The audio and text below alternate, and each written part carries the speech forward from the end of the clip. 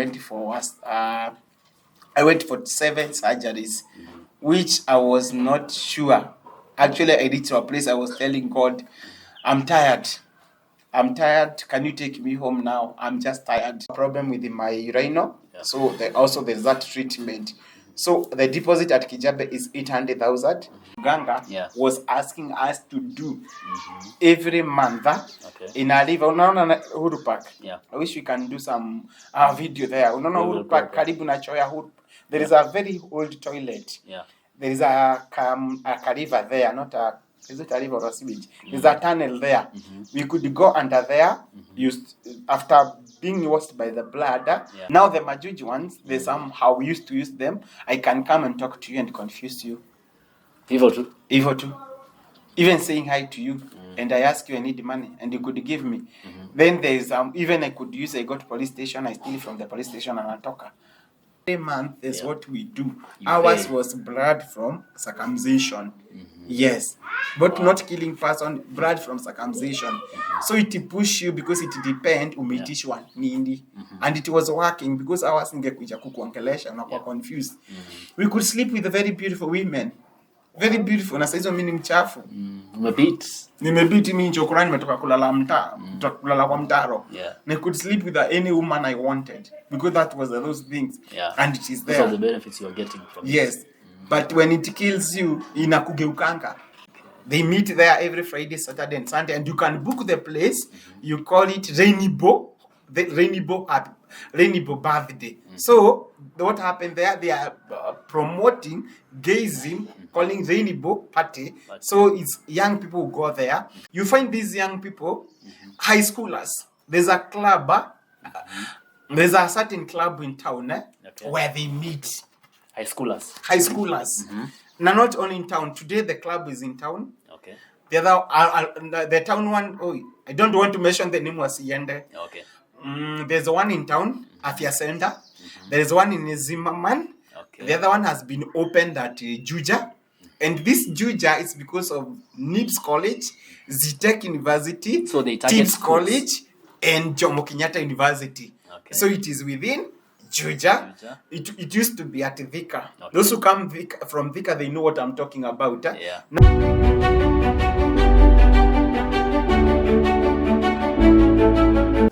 Hello family, welcome to my story. This is yet another episode of my story, and guys, this is the second episode of my story, and today I want to introduce to you a new kind of a story. I'm having a guest today, and this guest is someone who has been featured on our channel before. This is a guy who has been a gangster before. He has been into crime, but he's now transformed. So I've visited him at home where he lives. I don't want to mention where, but we are going to talk much about how his condition is right now. Remember, he is very sick right now and he's looking for help. So I thought we could visit him and see how he's living here, and even be able to see how the 17 boys we have had he's living with are coping up with life. So join me as we go to see our guest. So come. So this is where he lives. This is his home now, where you can find him, where his family is. And I'm going to invite him to our show. Habari gani? Mzuri sana. Uko salama? Niko salama. Leo tumesema tukutembelee tuone unakaa wapi. The last time wewe ndio ulikuja kwa show yetu. Yeah. So leo ni sisi tumeamua tukutembelee. Yes. Tujue unaendeleaje hii mwaka mpya. Thank you so much kwa kunitembelea, na washukuru sana. And happy new year. Happy new year. Sana. Kuna mvua lakini ni baraka. Kwanza nimepotea. Yes. Na mvua nayo imetunyorosha, lakini we thank God tumefika. Ni baraka za hapo za mwaka mpya. Thank God. So much for visiting me. Mungu akubariki. We are having coffee and we are ready to go to our guest of the day. Who am I talking about? Karibu sana. Asante sana. My name is Wilson Kanoga. Thank you for inviting me back. Asante sana. Nimewatch story yako before and there are still many questions to nilikuwa nauliza pale kwenye comment section. Yeah, so we are doing a follow up of a story where tulifanya story yako before last year and will inspire watu wengi, and some of them had questions, some of them learned from your story. That's why we have decided to have you once again, at least tueleze more about the questions that we are having. But first, tueleze Happy New Year to you. Umekuaje? Happy New Year, by the way, it's Happy New Year. Nimekuwa poa. I've been doing well, although I'm still struggling. I'm still looking for money. I'm supposed to travel to India for further medication. I'm suffering from after I was shot due to delay of treatment. I was discovered I'm suffering from bone tumor cancer at stage 2 currently right now. And I'm supposed to be traveling to India as quick as possible if the finances are there.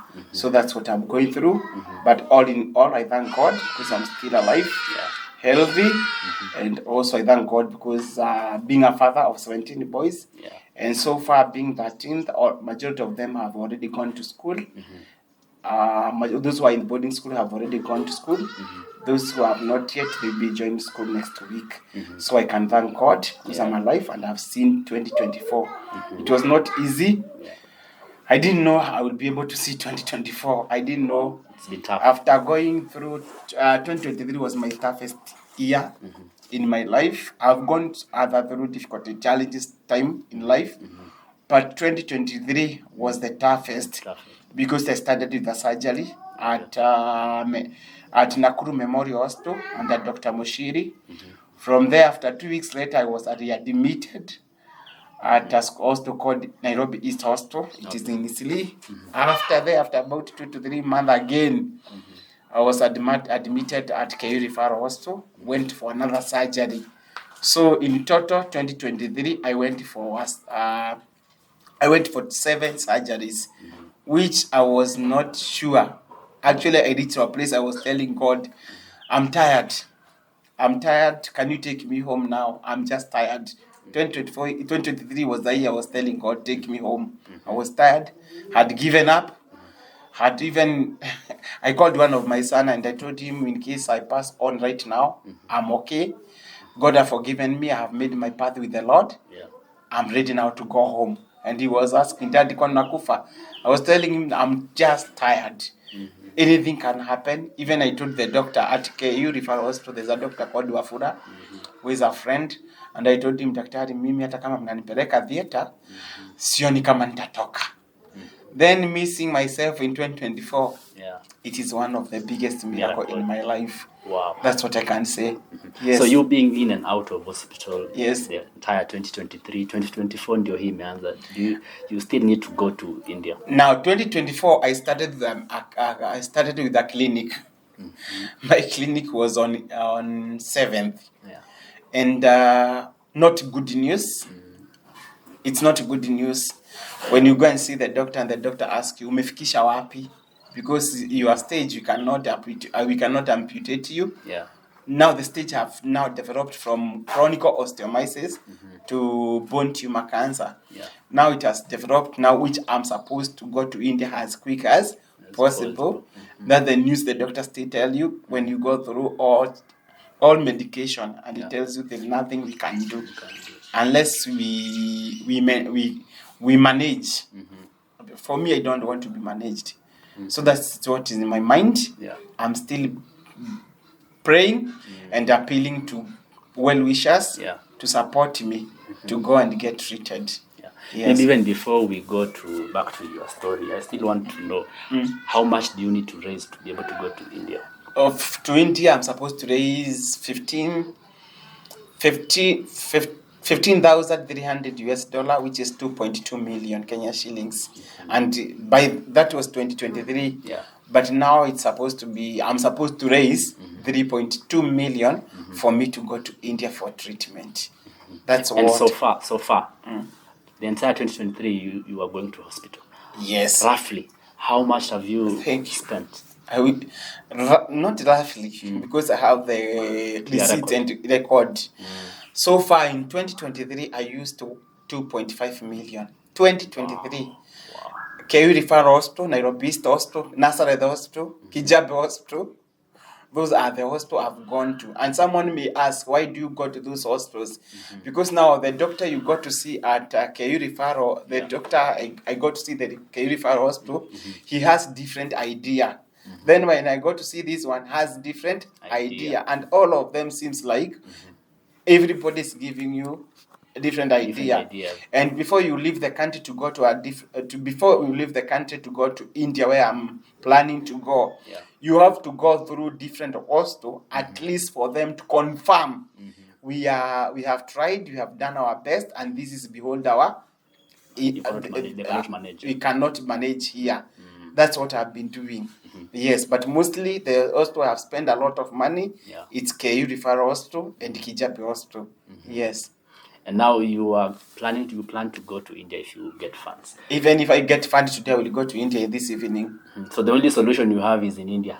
I don't have solution in India. Okay. One, I have solution in Kenya.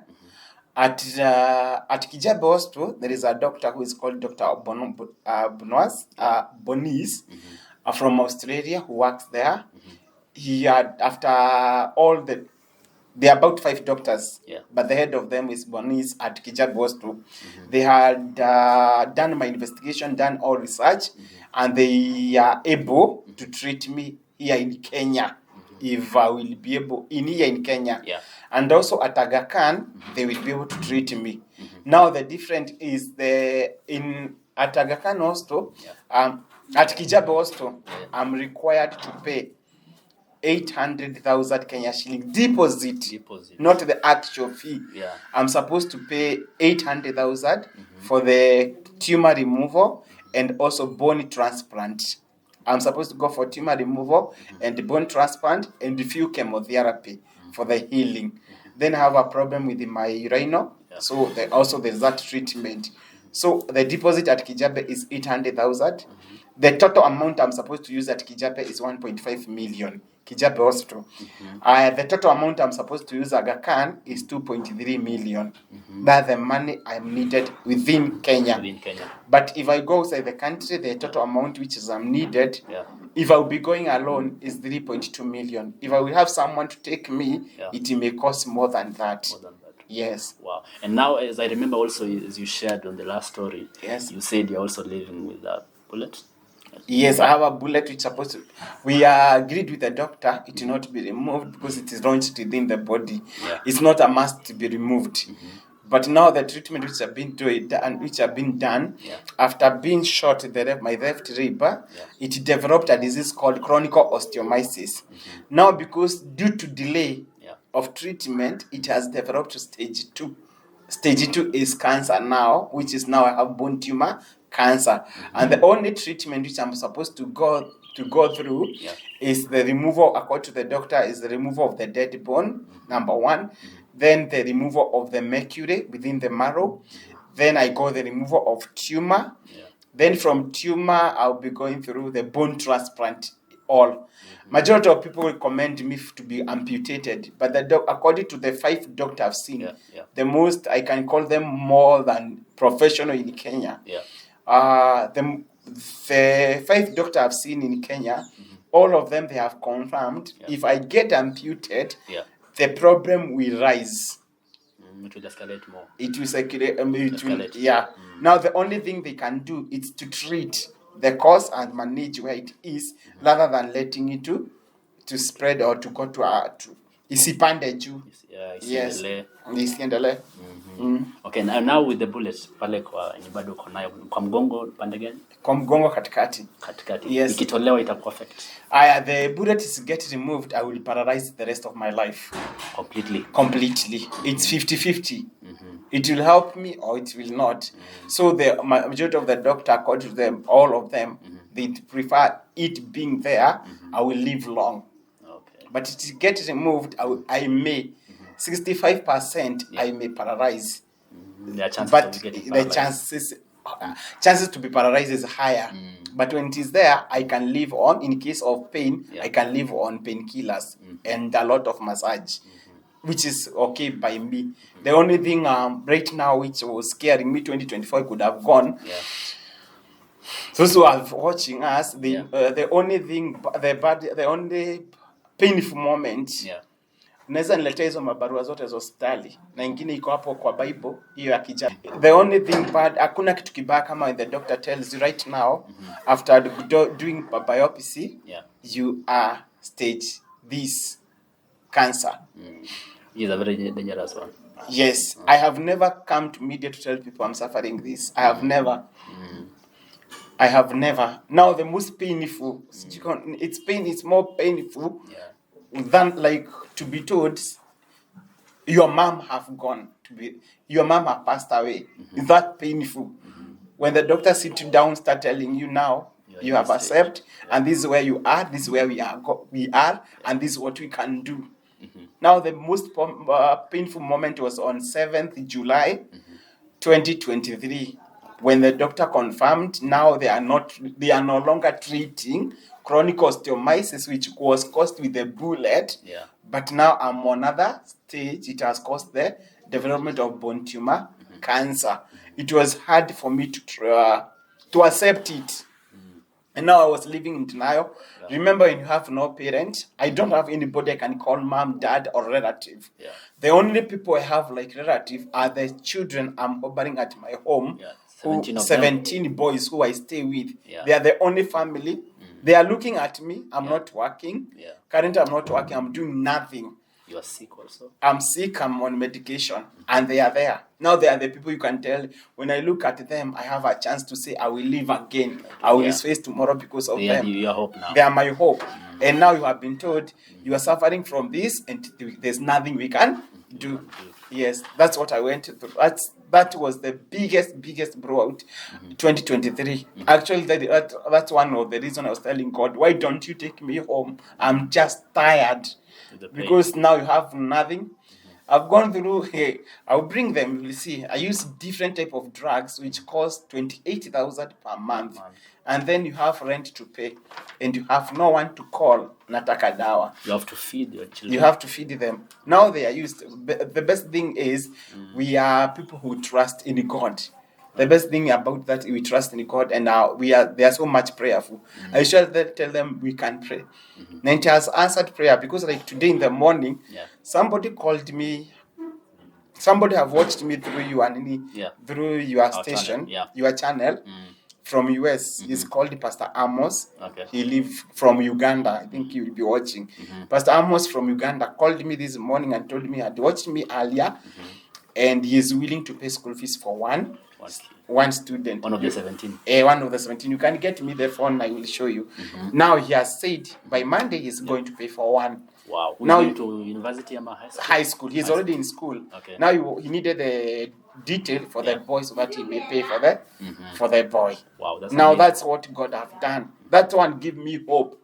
Even the rest, God usually give me hope, because when they see someone, God have done this for this one, they usually say, I'm the next on the line. That's what I'll be going through. Okay. And now in 2023 is when you had your worst moment of the year. The worst.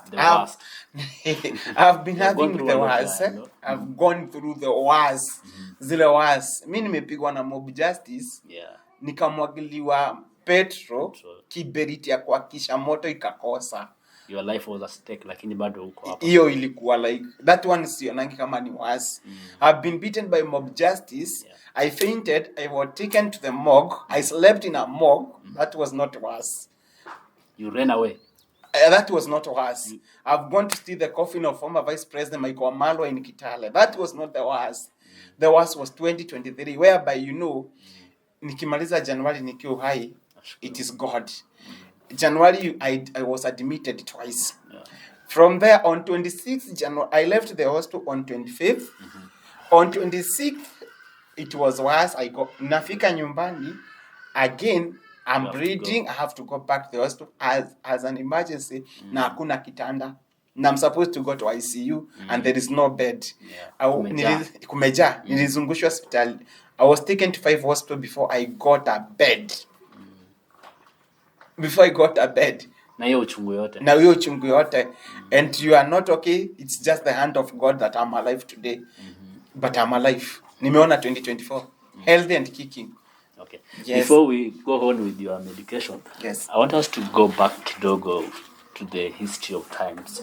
You are one of the former members of the 42 brothers. Yes. And our viewers watched your story and they were like, 42 brothers. Were you actually 42? We were. It's not 42 like a group name. It's not a group name 42. Yeah. We were 42 brothers. 42. 1, 2, 3, 4, Baka 42. The meaning of 42. The first people who started the group were real brother. They were 7. And their purpose to start the group was not to steal. Was to protect their estate. Okay. Not to be isikusibiwe. Yeah. But now they developed to crime. After they developed to crime, they had to join to let other people join. Our head of the group was former General Matheri. We called him General to us, but for you used to call him Matheri. That was our boss. He was the boss. And the meaning of the word 42 was if one died, you had to join to recruit another one. There was some rituals. 42. Yes. There were some rituals which I don't know. Yeah. Right now I'm a born again, I can tell. But that time I didn't know why this number. If somebody died, we had to recruit another one. I didn't know why, because our number was a must to remain 42. Until remember we used to lose people every mnaenda kuiba watu 10. Yeah. Mnarudi mkiwa 6. Wengine wameuawa. It was you to go to remain alive. It was the today I'm born again. I can just say that it's the hand of God. Yeah. But that time, if you come back alive, you are lucky. Because we used to take an oath. An oath, you take my blood, I take your blood, and there's some word which we used to say. So I have to protect you, you have to protect me. Yeah. So, and we knew, even if umepigwa risasi na naona nakufa, as long I have taken the oath, I will leave you and run away. So these 42 brothers, we were real, not biologically. Not biologically. It was a group of 42. And we used to recruit people. If somebody died today, someone has to remain until 42. And our boss was General Matheri, although he passed on. Yeah. Was he famous? Who was Matheri actually? Where was he from? You need to search about him. I met Matheri when I was young. I was very small. I started the life of criminal with a gun when I was the age of 7. I'm turning 40, so I'm that old. Okay. At the age of 7, that's when I met Matheri. For me, to me, he was my guardian. Because the life of street, you must have someone who is big to look after you. He was my father in the life of street. As I continue growing, I came to know, not now, nyinyi mnatuita majambazi, but for us, it was job. So he was my boss in the realm of, he was famous in Kenya, he was the most wanted criminal in Kenya, but for us, that's the person I want for my protection. When I have him, I got everything I needed by that time. Yes. And also you had guns. Yeah, we used to use gun. Who was providing guns? I have never mentioned, I will not mention. We used to get guns. For me, nimelelewa na mtu ambaye, I had someone, my boss was Matheri. And he was so connected to police officer because some job which we were doing, we were given by some people who were in security. Wow. So even some guns we used to get from the people who were in security. Because if you get a pistol, in the evening, if the person come for it, he could request some money from us. So you don't care where you may talk. But all I know, these guns, some of them were ours. Okay. But kuna wakati tulikuwa na, there's some time we could have a good job and a risky job where we need everyone to have. Maybe at least 3 of us had guns within the group. But there's some job where we need more. So we could hire. According to the place, the harder the task, the risk, that's how we used to do, and we could get them, but not more with more than 5 bullets. And ours was not to kill. The people who are stealing nowadays, they are killing. Ours was not to kill.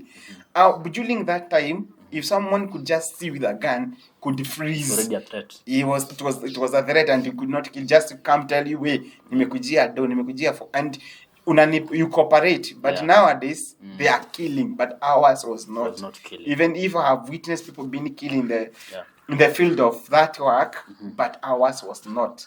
And maybe when you shoot by mistake, because ours we could go and count for every bullet, because the person, the person who gave us the gun, he is expecting if you use a bullet, you pay for it, so you have to count for it. Yes. Now speak about the ritual now. You used to undergo circumcision when you were being recruited. You used to undergo a recruitment, your circumcision. Yes. What was really the meaning of that? The ritual number one, why we used to be circumcised within town, the ritual of it, we were having a whole night of sexual drug use and also taking blood. Yeah.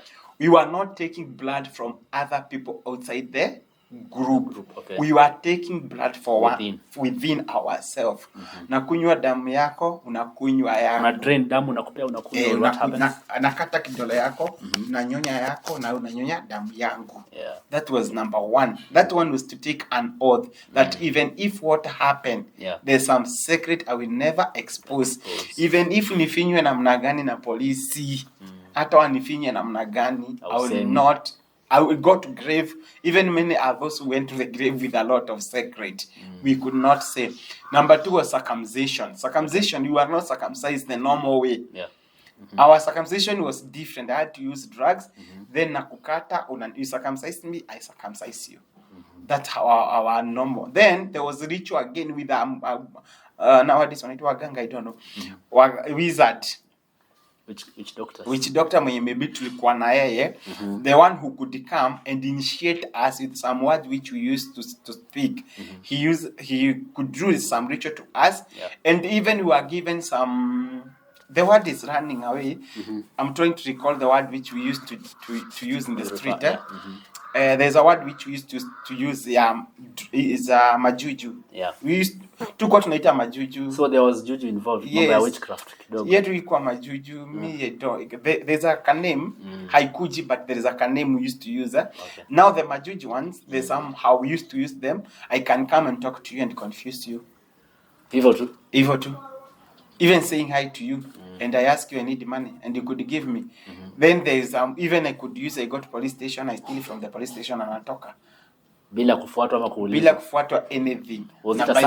Na by the time ujue, nishatoka. What kind of a substance? We used to have it, during the circumcision, it was added within the blood. Unaona ile damu na mwaka ukitairi. Those things were taken, they were mixed, you eat them. Then there's mganga eat them. Then all of us, we eat for each other. So it was so powerful that it is not, sometimes people just say devil worshipping. Yeah. Now ours was not. I don't know how I can call them.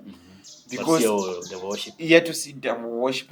Ours was more like we are using it for security and also stealing. Okay. Yes.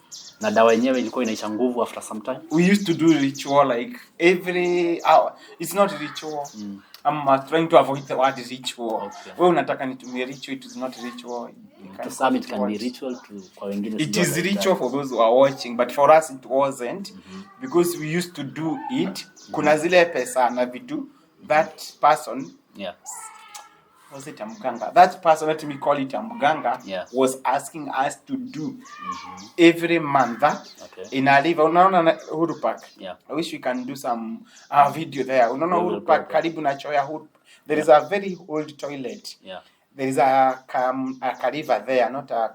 Is it a river or a sewage? There's a tunnel there. We could go under there.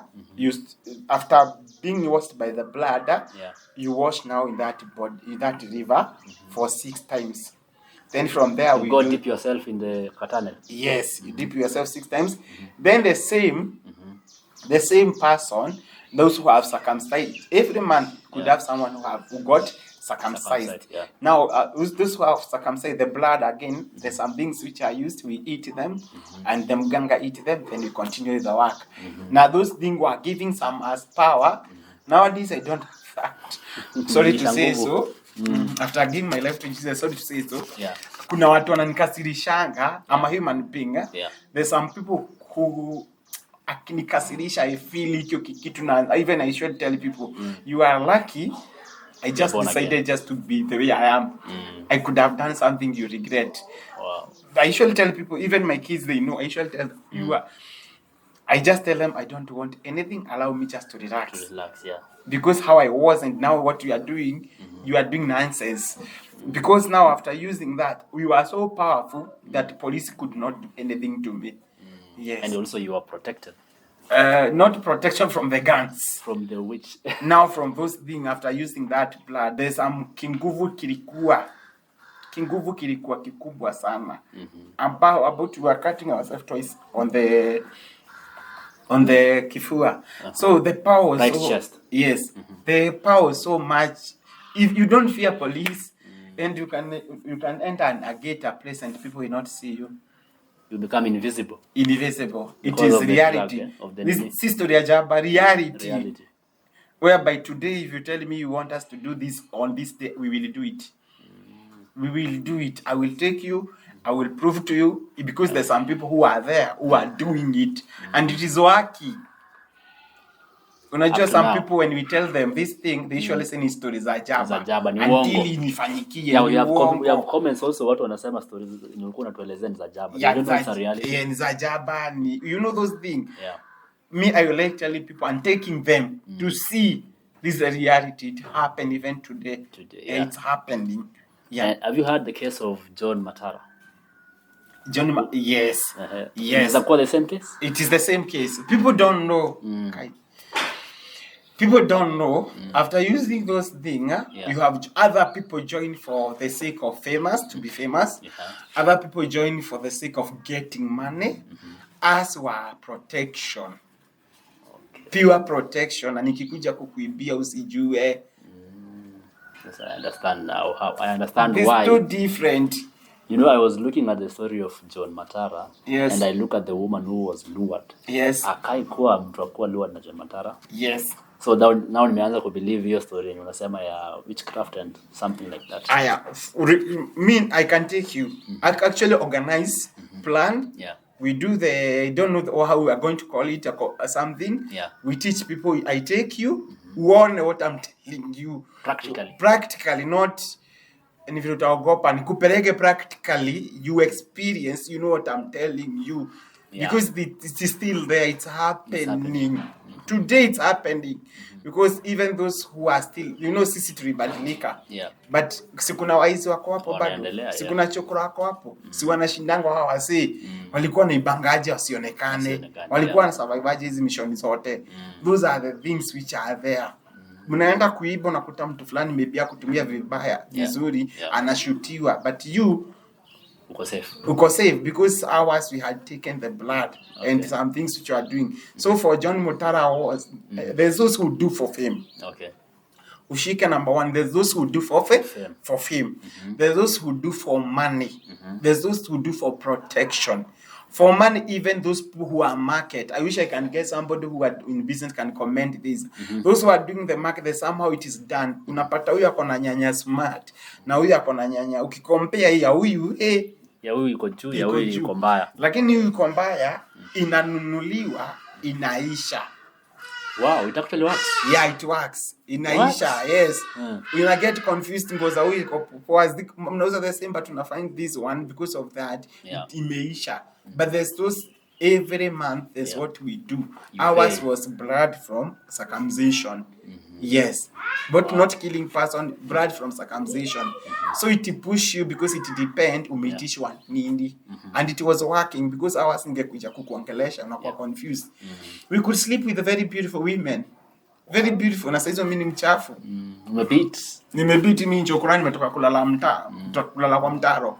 And I could sleep with any woman I wanted because that was those things. And it is there. Those are the benefits you are getting from this.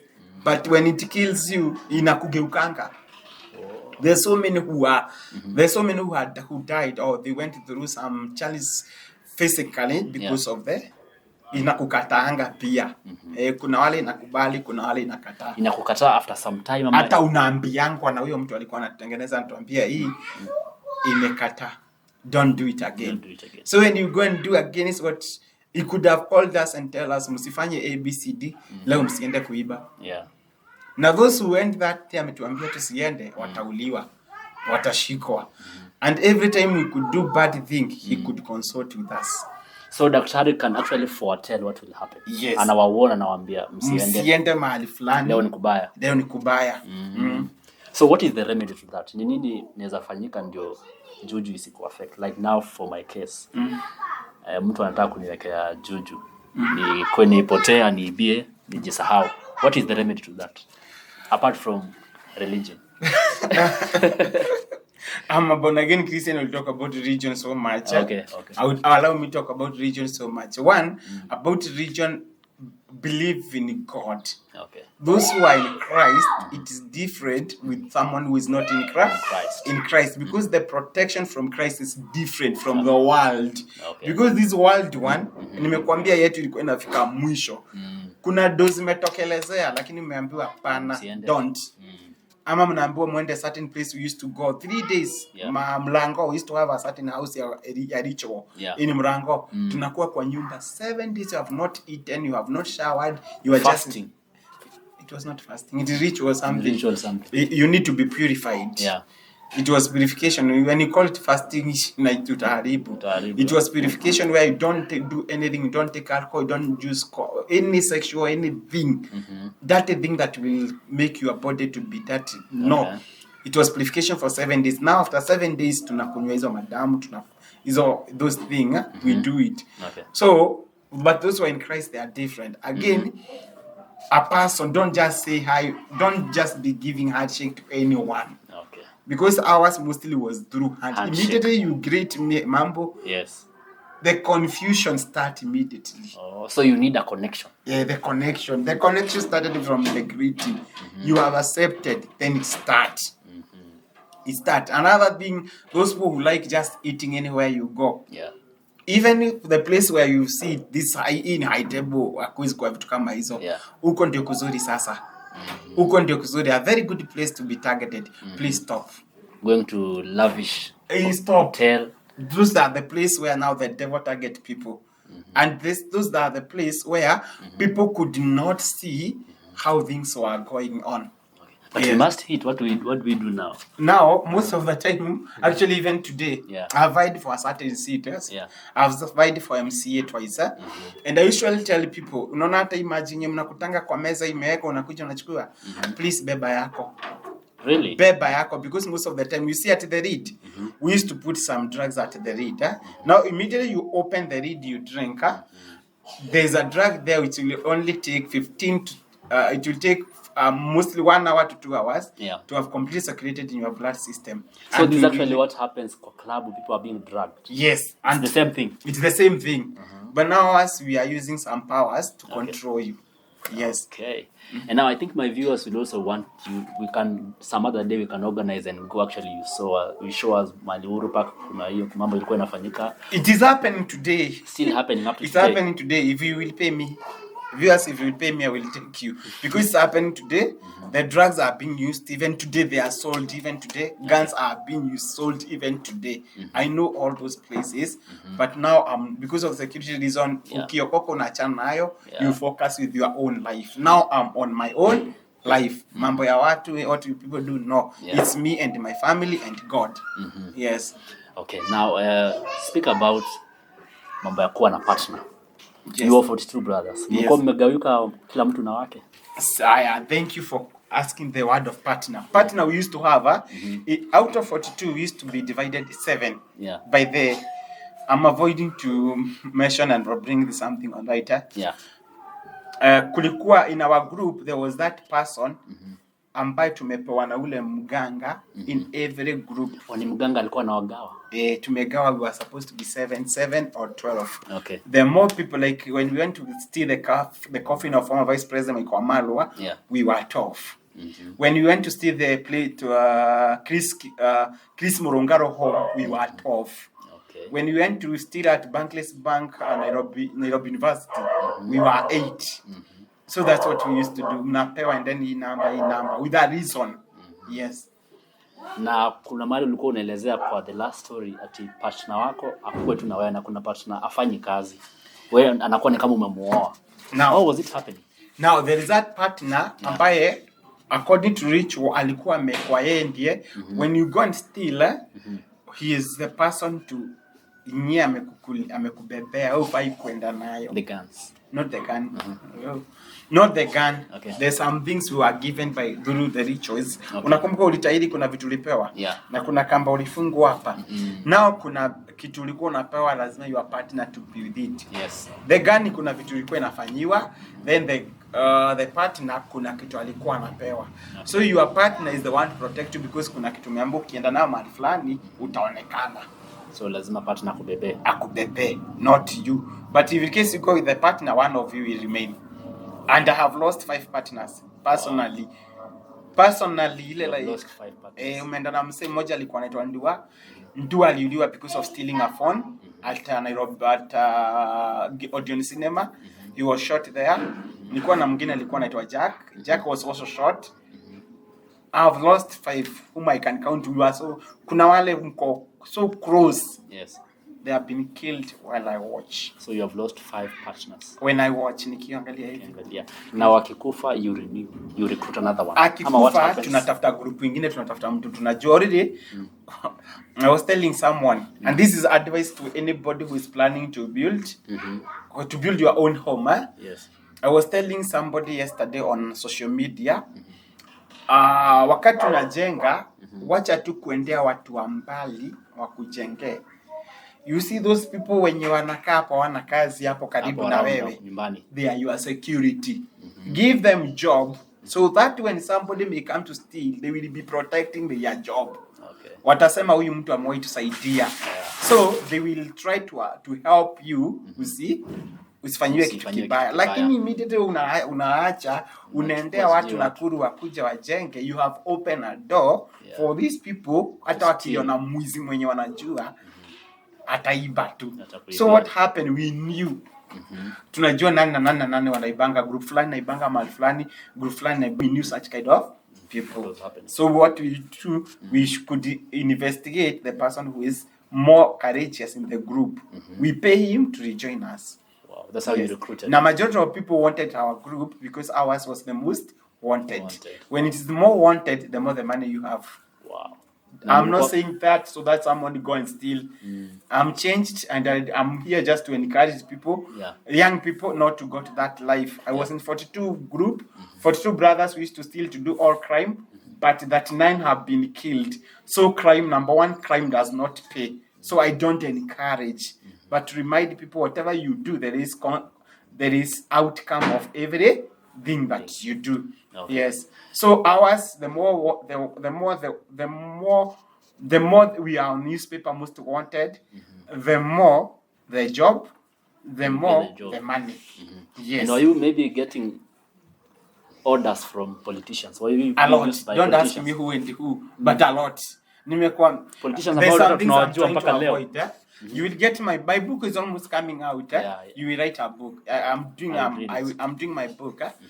Yes, they were giving some job. I've just said the most wanted you are, the more times you have been on newspaper and whatever, the more the job. Because now the people who are giving us order, they want to know what I've ever done, so that I may trust you. How can you prove if we will finish that job? Yes, so don't ask me more experience and what you do. So the more you are there on wanted, go. If you want to know more about my story on crime, go on Google after General Matheri. Gazette zake zitakuja, I'm there. Yes. Wow. So the more you are wanted, the more the police are looking for you, the more the money. And the book, is the book coming? Don't ask me the title. The book is almost coming. Okay, the book is coming. Okay. I still have questions on being sodomized. Yes. What was happening? Why were people being sodomized? Myself, I was raped when I was young. And I usually say I don't like talk about the story. Yeah. Reason being, see reason. Tulikuwa tunawaita mamende. Okay. In street we used to call them mamende. Mamende is cockroach. When you are young, you don't know yourself. Yeah. Now you are sleeping with these big boys. They make you their wife. Yes. Okay. It was not at yes, everybody who go through street, majority of them, 80% have gone through that, because now our vijana wakubwa, they are the one taking care of you. Okay. So you have no one. Na ujakuwa na experience street kuna lalangwa hivi. So you come here, you use drugs, it overcome you, you just sleep anywhere. What happened? They come and they rape you. Okay. And you have no one to go and defend tell. You have no one to defend you. Yeah. You have no one you have nowhere to report. Okay. So the person you can report to again is the big brother, who will also tell you nitakuangalia, but you will do the same. It's like just like in prison. I've been in prison, I know what goes there. Okay. In prison ni chakula diemo. Mtu anakuja na kupe diemo, anakudanganya ujashiba, chukua chakula kula. Now when he give you that food, in the evening you pay for food. With being sodomized. It will be sodomized because of the. So amekupea chakula mchana. Yeah. I think you have never been in prison. In prison you are new. Yeah. Kuna kitu inaitwa kamata line, where you frog like a frog. Unashikilia masikio kama frog. Una jump. Una jump. You are 3,000. Yeah. Na remember chakula ni pita chukua. Now during the pita chukua, this person has been in prison. He knows how it operates. When can you come? What happened to you? Unaenda pale na kuambia usijali, wenda ukae pale nitakuletea DM. So innocently unaenda unakaa pale unaletewa nini? Food. After kupewa food, kumbuka jela sapa ni saa 9. Saa 9 mchana. You can confirm. Yeah. I've been there. Saa 9 ndio wanakula sapa. Okay. Breakfast ni 6 am, lunch ni saa 4 saa 5. Sapa ni saa 9. Kulala ni saa 9:30 mmelala. So saa 9:30 mkiingia kwa hall, the person who gave you food amekujia chakula yake. Where will you get the food? Na ulikula so ujui. So nakuambia fanya kama kawaida. And you cannot go and report to the officer outside there kumefungwa. Yes. He has a group within. Wamekuzunguka. So you will be sodomized and the rest watches. Wow. And they can't help you. Na the following day maisha inaendelea, hata unapata mwingine bado atakufanyia the same. So where you become with that thing, I will also do to the same to other person. That was life. Yes. What? So I don't encourage young people. They usually say, kwanza nachukia hiyo lugha. Young people wanasemanga, jela ilitengenezwa wanaume. Jela haikutengenezwa wanaume. Yeah, haikutengenezwa wanaume. Don't tell yourself that jela ilitengenezwa wanaume so that you may commit a crime. Jela haikutengenezwa wanaume. You are the one who put yourself there. But you can avoid. Yes, there's some things who tunajipata. I found myself in the same. I remember telling you I have a case in court. Yeah. I have a case in court of a land. Yeah. You find yourself in such case of a case which you are not. It was not your. It is where ukutenda. Ukuplan. Hiyo ni normal. But the rest ya kusema mimi mwanaume nitakupiga nitakufanyia. That one no. Run away. I usually tell my boys, run away. Vitu za free. Run away. Vitu za free, no. I have seen it.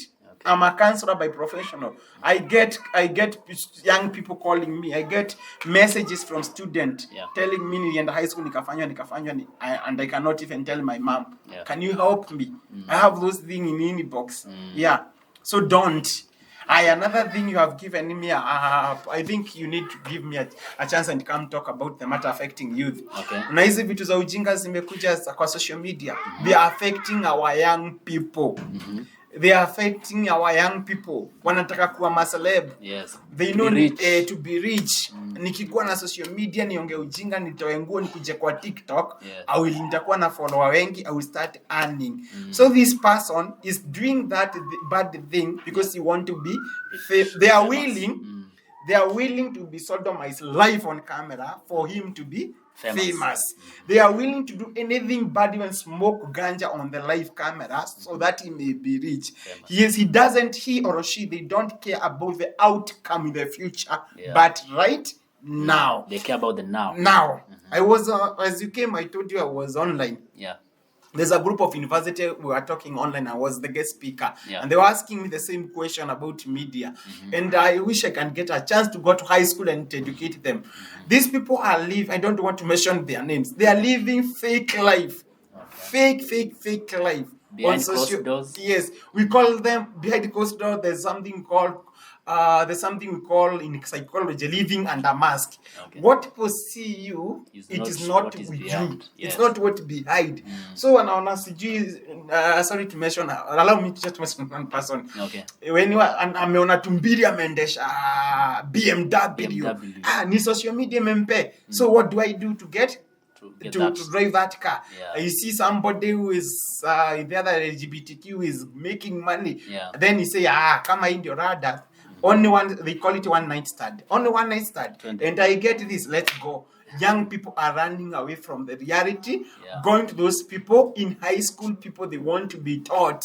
Okay. They want to be taught. And the thing is there, our parents are also, our parents are contributing to the same. Okay. And when I talk this, I'm a father of 17 boys. Yeah. I have students who are university. I have a student at Mo University. Okay. I have a student who will be joining ZTech on Monday. I have a student at the Vika Technical. So it's our as parents who are contributing in some behavior. On the same, before I leave social media and this life, you find these young people, high schoolers. There's a club, there's a certain club in town where they meet. High schoolers. Now, not only in town. Today, the club is in town. Okay. The other, the town one, I don't want to mention the name, was Yende. Okay. There's one in town, Afia Center. There's one in Zimmerman. Okay. The other one has been opened at Juja. And this Juja is because of NIBS College, ZTech University, so Tibbs College, and Jomo Kenyatta University. Okay. So it is within Juja. It used to be at Vika. Okay. Those who come from Vika, they know what I'm talking about. Yeah. Now it has been removed from Vika. It has been brought up in Juja. Who are their main target? They are my business partner. Yeah. They are these young people. Okay. They meet there every Friday, Saturday, and Sunday, and you can book the place. You call it Rainbow Birthday. So what happened there? They are promoting gayism, calling Rainbow Party. So it's young people who go there, and the more you come with young people, the more the money you make. And they are recruiting high schoolers? I'm saying high schoolers. 70% of the group, they are high schoolers. This high schooler won't wear a shoe worth 2,500 Kenyan shillings. The parent cannot afford. I can be able to pay I can buy the shoe to this high schooler.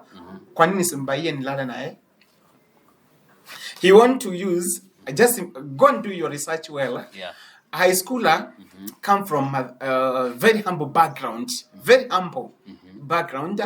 And you find that person is using a phone of 20,000 and he has a school fees balance in the school where he is 70,000. You wonder. Simu ya 20k mwanafunzi ametoa wapi? You get the point? Ametoa wapi? You get a high school student amevaa t-shirt moja inatoka 3,500. And the parent where he come from, they are struggling to pay house rent. And he tells you it's pocket money he saved. Which pocket money, seriously? Those are the things I wish I can get a chance and address and reach out people, and they should know these people. How can we curb them? So that it even if it will continue, we are in generation where now currently we are saying open up generation or free generation where you can do anything as long you are not interfering with my right. But we can save few. It's not a must you save many. Even right now, there's those who will watch this program. Wataanza kusema stories za jaba nilikuwa nimelipwa. It's okay, but at least you have saved one person. That's the most thing I did in my life. So there's actually a group that funds this kind of groups. And I'm telling you, we can do investigation with you. I am willing to do so. We can look for a hiding camera. Come, I help you.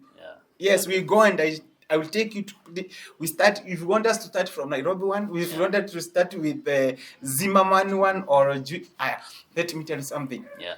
I hope sitakuwa in danger in my life. Okay. For the Zimmerman one, you inaitangwa ya wababas. Okay. Now the young, I'm talking about Rainbow family. Yes.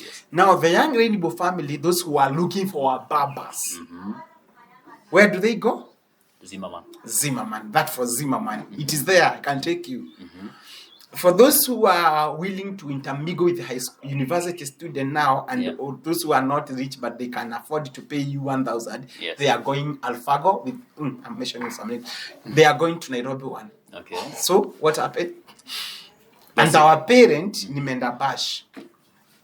Wow. Nimenda Bash. So for women who are looking for babas, not even. I'm talking about young boys, young ladies. Okay. Where it is, it's Zimmerman. I can tell you every group where you go. And for Nairobi one, it's paid when you got with a young person. That one is for the boys only. Okay. boys only, and for girls who are in the rainbow family. Rainbow family. As long you go with a young person from high school, you have some cash. Why are they recruiting people? What is the reason? I don't want to Does go it to mean that. we are becoming a country? We will go to that. No, we will go to that on another day. Okay. But if you want me help with investigation and you found it, I'm willing to do it. Okay. For the sake of saving only one person. I think we have parents who have children who are behaving in a way they don't understand. Yes. And this could explain, if we do that particular investigation in the near future, I think we might be able to give a solution to some of our parents. Yes. Okay, now maybe let me ask you this now. I'm concerned about how was your life when you were young? Where did you grow up from? Where were your parents? Kwenu ni wapi? For mine, I cannot answer that question. It's very hard. I found myself in the street of Nairobi, where I was a street boy. So I have never seen my mom. Okay. I've never seen my dad. And that one has never, currently right now at my age, it's not bothering me because I have children. I have to give them hope. Okay. Who are orphans. Okay. I have to give them hope. I have to show them this is the right way to go. Okay. So that part, I don't deal with those ones. What I'm doing for right now is focusing on the future. And Minimelelo was street. I was a street boy. I found myself the street of Nairobi, where I was a chokora. From being a street boy, nimeshikwa, nikalala different prison. From prison, nikapelekwa Ruakabete Approved School. Okay. From Ruakabete Approved School, nimeenda Shimolatewa Approved School, Kakamega Approved School. Okay. My last approved school was Wamomo Approved School in Kirinyaga County, okay, in Mwea, and my admission at Mwea was 2790. That was my admission. Even today, if you go to a Mom Approved School, it's my admission. 2790. Green room at Wamom Approved School. Okay. Yes. And you have never had a situation where you feel like you want to know where your parents came from? I've been in social media. Yeah. I've been aired several. Your channel have aired me. Yes, over 200,000 people watched. Yes. If people like 200,000 people viewing. Yes. Kulikosa mmoja kukuja. That's the question. And again, I've been on a different station. Yeah. I've been on television, and none of the person who have ever come to say, "Huyu ni wetu alipotea." Okay. It does not bother me, as now I know I have Christ as I have God in me. I have Christ in me. Yeah. And I'm a father to some people who give me hope. Yes. You've forgotten about the past. Now you're moving on. The past will never be forgotten. I don't want to lie to people. Yeah. I've done human psychology. Yeah. As a human psychology, we usually say people cheat other people. Asha move on. Uja move on. What you have done is to try to forget the past and continue with the life. But the cells, they keep opening every day. Yeah. If I was able to kill 10 years ago, I can be able to kill today. I was be able to rape 10 years today. I can also rape today. The only thing that make me not rape is the controlling power and the spirit of God in me that tells me this is not right. Okay. What happened to the past, it help you to fear. I don't want to go to sleep under the bridge again. Yes. I don't want to go to be raped again. I don't want to go to sell again. But I want to see my life smiling. I want to see myself driving. I want to see somebody can speak good of. Si kila mtu anakupendanga. Wengine watakupenda, wengine watakuchukia. But those who love you, even those who hate you, try to give them hope. That you can be transformed to transform someone. Then you can give them hope that even mostly I target young people and parents. And I want them to know when somebody is given a chance, hakuna mtu hawezi badilika. Okay. I give you a scenario yesterday. I don't know if you watched the clip. There's a scenario happened to Kitengela yesterday. Okay. Kuna mwizi alienda kuiba mahali, a young man. Na wakati alienda kuiba, I saw in the clip going social media yesterday, watu wakisema muwe, you could see young men wamebeba mapanga. Muwe and you women, because I felt pain wakati naona mama akisema muwe. I felt like I wish I was there. I could have asked that woman one thing. She was young because it was on social media. Nilikuwa namuona ni mtu young. Anasema muwe na maybe hajaolewa. Maybe akona watoto. Does she know mtoto wake atakuwa nini? Maybe she has a brother. I'm not saying people should continue in crime. I'm not supporting criminal. I'm not supporting people to steal. But the question is, this is a young mother who has boys or hajaolewa. ama akona brother, does he know what does his brother does? Does he know what his children will become? And here you are, muue, especially there's a young man alikuwa anapanga, mtu wa nduthi, nilimwangalia nikasema in my heart, God have mercy on this young man. Akona panga. Ajui yeye anaweza pitia mahali hata hakuwa anaenda kuiba na avamiwe muue. Will be the end of him. What am I trying to say? Give the person a chance. Maybe whatever he is going through at home, he has no one to tell. Some people express their feeling toward doing the wrong thing. Somebody like this young man who killed this young lady, John Matara, maybe he lacked love. Maybe he was rejected. That's rejection. Rejection has some power from the devil that gives you some spirit. This person have sweared, I will do worse thing. To do what? They call it, there's a word that we use in English, ya kufanya mtu ati aogopwe juu ni mbaya, our sadist. I will make these people know who I am, but he is a sadist. So for instance, alimua, he has already committed sexuality with this person. So again, unamua wa nini? Umepata pesa already, umemua wa nini? So some things, it's not that si kupenda kwa huyu mtu, but when you give them a chance, I wish you can go to prison and talk one-on-one with the people to tell you, why did I do this? I'm not supporting it. But when you know why they did it, you will come to a conclusion and say, God, forgive me. Dear Lord, forgive me. You will just sit down and say, dear Lord, do what? Forgive me. So why don't, give this a person a chance, talk to him, get him people who can talk to him. If he doesn't change now, leave, but you have tried, your hands are clean. But you did not give the person a chance. Me, I've seen people calling me names. I've been called a con. Few days ago, I was on social media. I'm on Facebook. I feel even going through my Facebook account. Somebody wrote to my Facebook account, I'm a con man, blah, blah, blah, things. I'm cheating, I'm lying, I'm calling to Kenya telling them I'm sick, I'm going to India. And this person, the question is, yes, I'm calling people to tell them I'm going to India. Have you come to ask me the document from the hospital? That's number one. After getting the document from the hospital, have you gone to any hospital to confirm whatever I'm telling you, it is true or lie? This person have not gone to the hospital. But he's calling me, anadanganya huyo si mgonjwa, hata ukimwangalia sura yake na shine. I'm shining because I've learned to accept my situation. I'm accepting my situation. I have children who are orphan I stay with. If I live in a dull life, tusemesa nikae na ngozi nakaa pil nakaa uzuni, they will die. Who will have caused their death? It is me. Even when I'm going through pain, I don't show them I'm suffering.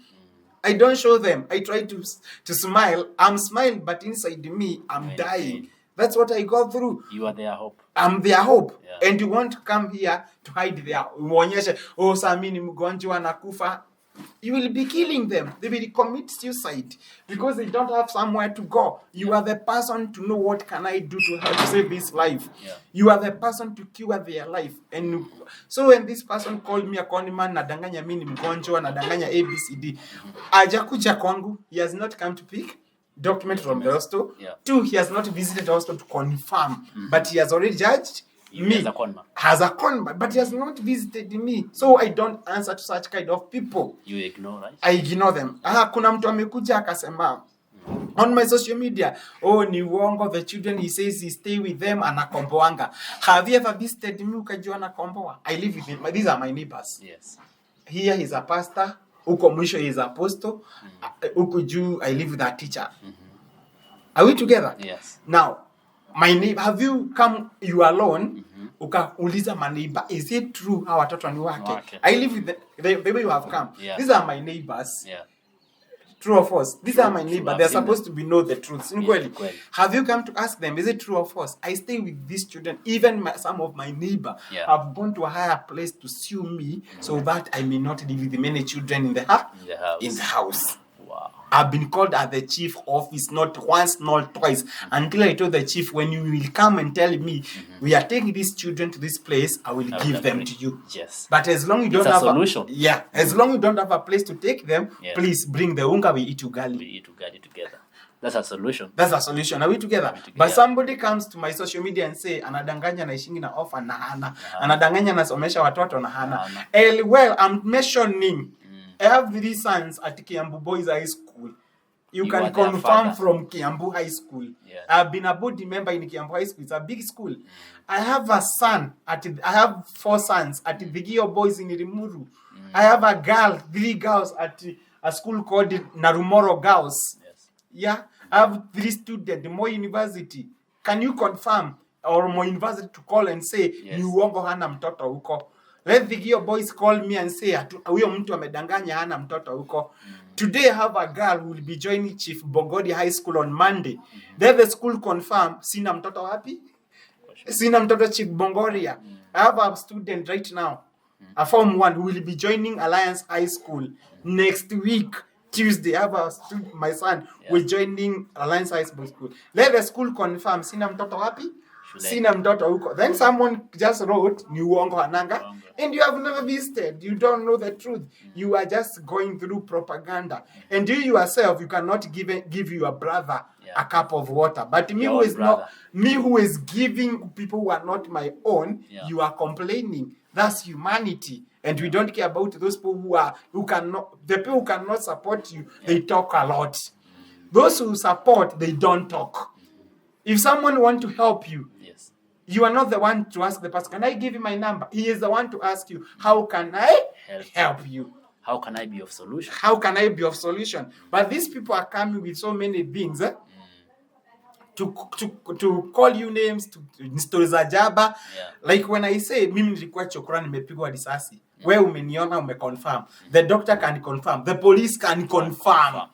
I have been at Wamomo Approved School, you can confirm with my admission number. Nadanganya nini? Evidence ziko. My boss was General Matheri. Mkubwa Mikora Nairobi, was the most wanted criminal. Nilikuwa na ibana group, ilikuwa inaitwa 42 Brother. My boss was General Matheri. It is there on social media. It is there on newspapers. Nimelala mochari. It is there on newspaper. You can Google and see them. Then we pass on. Aja Google, aja search. Amekuja kuambia stories za jaba. That's humanity. How do I overcome that? My purpose is in life, and I will challenge you to do the same. Make sure at a time you touch a life. Don't want a million people to change. Just one. Get one. Few days ago, we saw something happening on BBC. They talk against somebody who passed on. Where were they when that person was still alive? TB Joshua? Yes, TB Joshua. Where are they? Where are they? And right now they are coming. By the way, have had such kind of a situation where there's a student I helped somewhere, and he went to speak something bad about you. He spoke bad about me. I helped him. He got some cash. We were doing some cash, which was from CDF to pay bursary. Then mimi nikamlipia kama mtoto wangu. I told him because he has parent, but we had to use the word hana wazazi so that he get helped. He went and spoke against my will. Na upside tena. But angetumia hiyo jina yangu angeendelea kulipiwa school fees. So the people are like that. And you have to overcome them. But every day, make sure you touch a life. Don't listen what people are saying. Let them keep going. My prayer is when I go to India and come back, I will come working, I will come healthy. And I have a ministry in preaching and helping people. Mine, it will not be after money. If it was about after money, hawa watoto wako kwangu hawangekuwa. I need money to go to the hospital, and I'm spending money to pay people's school fees. I need money for my health, but I'm struggling to get somebody's school fees. Can you do that? So me, I'm struggling on the both, but my purpose is to make sure I transform a life. Maybe allow us to take a quick break, and when we come back, I want us to talk about what are some of the needs that you want? What kind of a help do you need? How are you managing with the children? You have 17 of them actually. You don't have a job, you are sick, and you still have to feed them. you still have to pay for their school fees. Someone is joining from one, some of them are in universities. So when we come back from this break, we are going to talk about that particular issue and how we can be able to help Mr. Kanoga right here. So stick with us. We'll be back after the short break.